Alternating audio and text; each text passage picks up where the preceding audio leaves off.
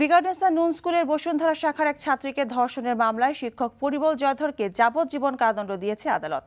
ঢাকার নারী ও শিশু নির্যাতন দমন ট্রাইব্যুনাল 4-এর বিচারক এই রায় দেন। এই মুহূর্তে ঢাকা মহানগর দায়রা জজ আদালতে আছেন আমাদের স্টাফ করেসপন্ডেন্ট তামজিদ সুমন। আমরা সরাসরি যাচ্ছি তার কাছে। তামজিদ, মামলার রায় কি বলা হয়েছে আমাদেরকে জানাবেন।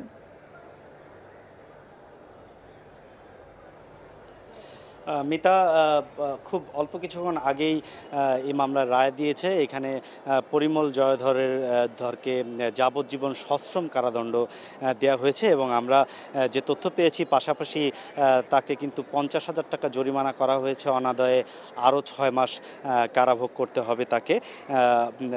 এই কিছুক্ষণ আগেই কিন্তু এই রায়টি ঘোষণা করা হলো এবং এখনও পরিমল জয়ধর কিন্তু এজলাসের ভেতরেই আছেন, তাকে এখনও এজলাস থেকে বের করা হয়নি। এজলাস শেষ হলে পরিমল জয়ধরকে এখান থেকে বের করার পরে হয়তো আইনজীবীদের সাথে কথা বলে আমরা আরও পূর্ণাঙ্গ তথ্য নিতে পারবো।